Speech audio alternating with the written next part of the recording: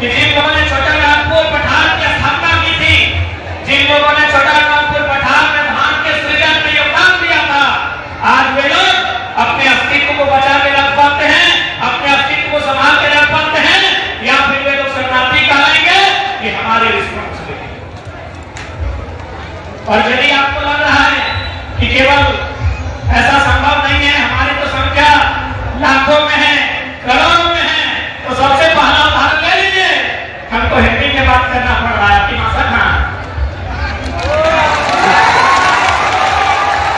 यदि आपको लग रहा है कि नहीं बाबू तुम्हारी उम्र बहुत कम है, तुम हमें डरा रहे हो, हमें क्या हो सकता है, कैसे हम लोग रिफ्यूजी बन जाएंगे, ये गांव हमारा पूरा कटा जमशेदपुर में ज्यादा गांव हमारे धनबाद बोकारो उड़ीसा में हमारे लोग हैं, तो हम शरणार्थी कैसे बनेंगे, हम तो लाखों करोड़ों की संख्या में हैं।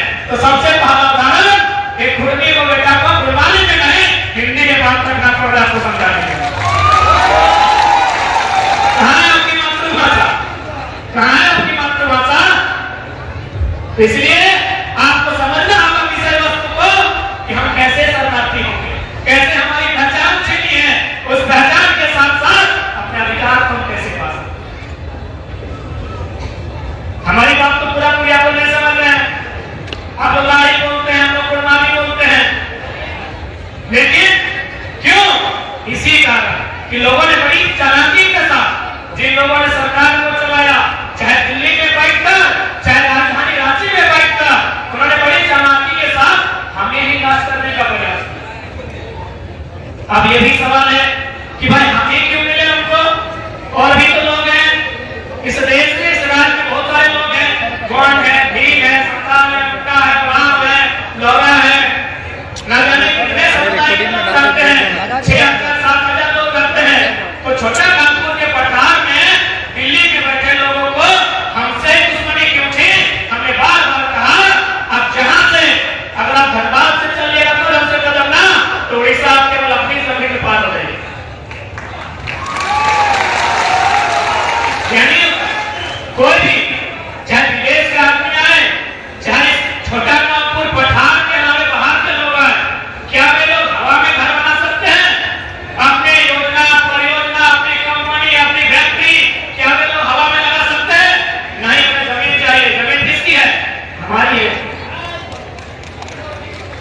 जमीन किसकी है? हमारी है। इसीलिए सबसे पहले केंद्र सरकार ने, जो उस समय और आज भी पूंजीपतियों की सरकारें हैं, उन्होंने कहा कि हमें सुविधा कैसे हो। यदि हम जमशेदपुर सरायकेला में कोई फैक्ट्री लगाएंगे, धनबाद बोकारो रांची में अगर जमीन का अधिग्रहण करेंगे, तो सुविधा कैसे होगी कि इनके पास जमीनें ज्यादा है। तो आप देख सकते हैं विशेषकर कोयले में, औद्योगिक क्षेत्रों में लगभग 60-70% जमीनें हमारी थी। इसलिए 1950 में बिना किसी नोटिफिकेशन के हमें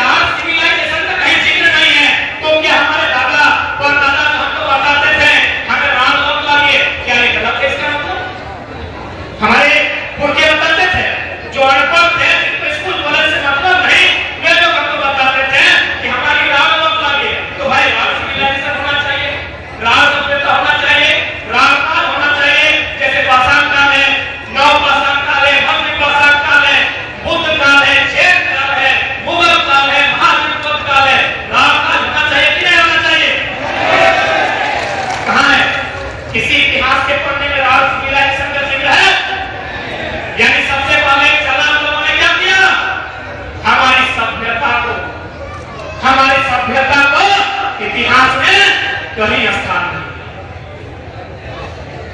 अब ये मत पूछिए इतिहास लिखने वाले सब बहुत बड़े महापंडित थे, उनसे भूल नहीं हो सकती है, उनसे भारी भूल भी है, और उन्होंने बिल्कुल चाटुकारिता में और द्वेष में घृणापूर्वक इतिहास को लिखा है। मैं नाम न लेकर दो उदाहरण देना चाहूंगा, क्योंकि मैंने इतिहास की बात कही है, और मैं एक्सप्लेन इसलिए कर रहा हूं कि लोगों ने इतिहासकारों से भूल कैसे नहीं हो सकती। फिर पढ़े लिखे लोग हैं, बोलेंगे वे इतने बड़े इतिहासकार थे, उनसे कैसे भूल होगी? हो सके हम ही लोग गलत हैं, राज सिविलाइजेशन नहीं था, तो मैं बताता हूं इतिहासकारों से कैसे भूल। एक राजा का नाम आता है, कहा जाता है कि उस राजा ने, मैं नाम इसलिए नहीं लूंगा क्योंकि लोग जाति धर्म से जोड़ देंगे, उसके बारे में कहा जाता है कि उस राजा ने भारत में जब आक्रमण किया था तो तोप के गोले से आक्रमण किया था, तोप के साथ। ध्यान दीजिएगा मेरी बात को, इतिहासकार भूल कैसे नहीं कर सकते हैं, इतिहासकार धोखा कैसे नहीं कर सकते हैं, इतिहासकार बेईमानी कैसे नहीं कर सकते हैं। उन्होंने क्या बताया कि 1500 के पीरियड में भारत में राजा या विदेशी, उसने गोला के साथ तोप होता है, उसके साथ भारत में आक्रमण किया। फिर वही इतिहासकार बताता है 30 साल बाद उसका नाती ने तलवार से उड़ा। क्या समझे पढ़े लिखे लोग? दुनिया में पहले लालटेन आया है या एलईडी? पहले लालटेन आया है, सिंपल सा बात है, पहले तलवार आया होगा फिर तोप आया होगा। इतिहास क्या कह रहा है? दादाजी को तोप से लड़ा रहा है और नाती को तलवार से लड़ा रहा है। मैं नाम नहीं लूंगा क्योंकि इसमें धर्म और जाति की बात आ जाए। 1500 का पीरियड है, आप चेक कर लीजिए। बोल रही कि नहीं इतिहासकारों से राज सिविलाइजेशन को इसी प्रकार खत्म कर दिया गया। इसलिए नई पीढ़ी उन्हें गर्व करना होगा, उन्हें अपने इतिहास से जानकारी एकत्रित करनी होगी और उन्हें गर्व करना होगा। हमारे पास जानकारी का अभाव है, आज जानकारी का अभाव है, इसलिए आज हम कभी पश्चिमी सभ्यता को, कभी भारत देश की अन्य सभ्यता को हम अपने घरों में स्थापित करते हैं। सबसे बड़ा उदाहरण जानकारी और शिक्षा का सबसे बड़ा उदाहरण इधर क्या खोजते हैं, हम आपके बीच खड़ा हैं।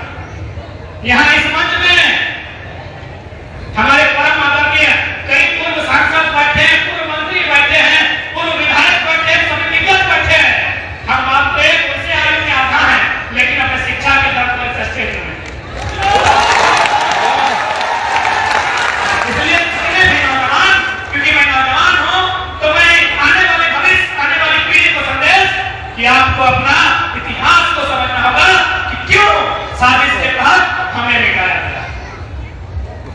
इतिहास तो बात समझ गए होंगे कि किस प्रकार इतिहास ने छल कपट किया है। अब बात करते हैं भूगोल की। इतिहास के बाद एक चैप्टर भूगोल भी होता है ना, ज्योग्राफी।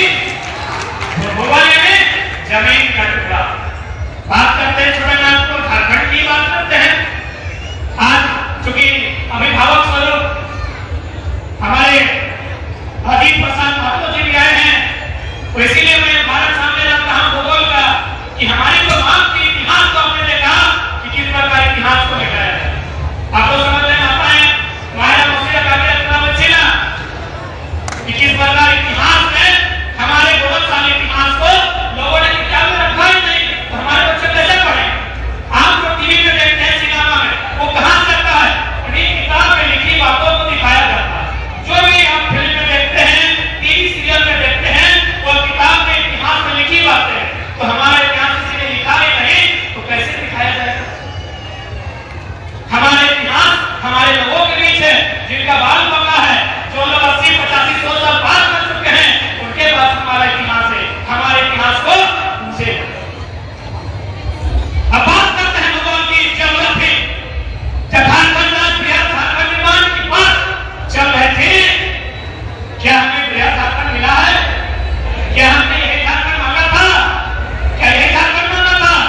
एक आदिवासी राज्य के रूप में हमने जो ग्रेटर झारखंड मांगा था, उस झारखंड में पश्चिम बंगाल के मेदिनीपुर, पुरुलिया, झारग्राम इत्यादि जिला शामिल था।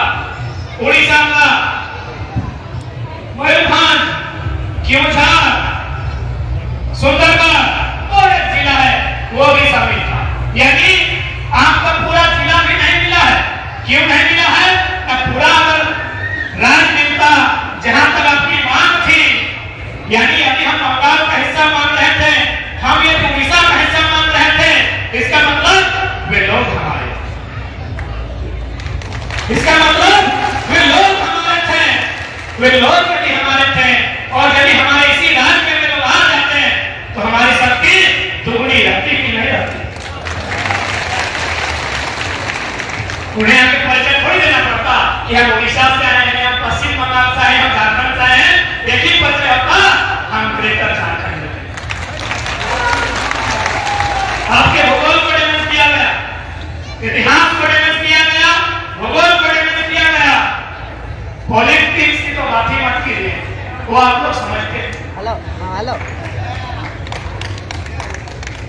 इकोनॉमिक की बात कीजिए। ये जितने भी बड़ी बड़ी ऊंची ऊंची बिल्डिंग्स जमशेदपुर में आप देख पा रहे हैं, चले जाइए 50 साल 60 साल 70 साल पीछे, ये जमीन किनकी है? टाटा की है। अरे टाटा खोल इंडियन नहीं है, इंडिया टाटा खुद बात कर रही है, उसकी जमीन कैसे होगी? टाटा खुद भागती है, जमीन हमारी है। टाटा जो कहता है भारत की अर्थव्यवस्था में हमारा योगदान है, उनसे कहिए आपकी अर्थव्यवस्था में हमारा योगदान। Economic damage, economic damage, historical damage, geographical damage, political damage, economical damage, यानी पैसा सभी आपको मार दिया। आपके लोग कहाँ हैं? उषा मार्केट रहे, टाटा रहे, टिस्को रहे, स्टील रहे, बल्लभ रहे, आपके लोग वर्कर ट्रेड में, आपके लोग वर्कर ट्रेड में हैं और वे लोग सीएमटी जीएम के रैंक में। इकोनॉमिक डैमेज, इकोनॉमिक डैमेज समझ में आया ना? ये इकोनॉमिक डैमेज है। आप बात करते हैं कल्चरल डैमेज, कल्चरल एंड संस्कृति। हमें बताने की क्या आवश्यकता है? हम अपने घरों में जाके देख लीजिए, हमारे पुरखे कहते थे 12 मास से 13 बोला, अभी 26 को हो रहा है।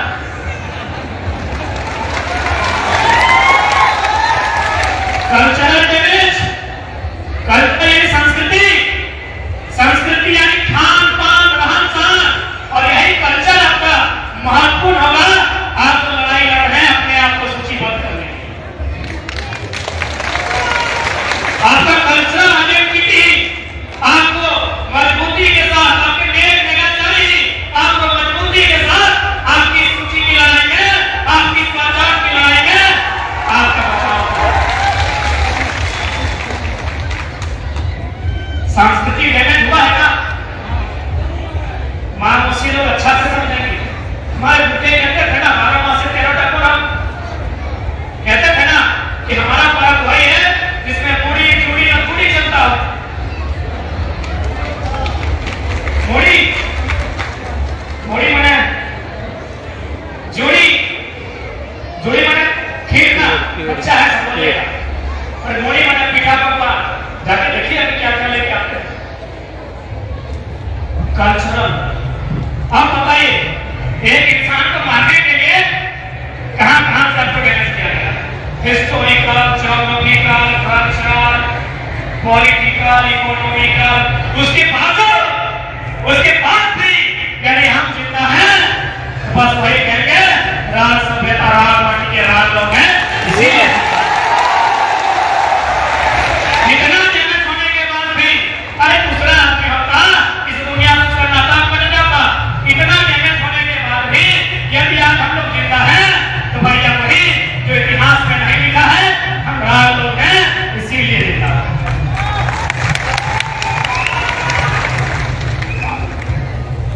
यदि आपको यह भी पता लगता है कि नहीं बाबू आपके पास माइक है, आप कुछ भी बोल देते हैं, तो कहते हैं वो बढ़िया भारत, क्योंकि आप लोग आधुनिक मॉडर्न लाइफ में जी रहे हैं, तो आप लोग बाहुबली का फिल्म देखे होंगे मोटामोटी। बाहुबली देखे ना, उसमें देखिएगा एक पिटारी शब्द का जिक्र होता है कि पिटारियों ने हमला कर दिया। रिवाइंड जाके कीजिएगा कि पिटारियों ने हमला कर दिया। क्या पिटारी केवल कल्पना में थे? पिंडारी वास्तव में थे।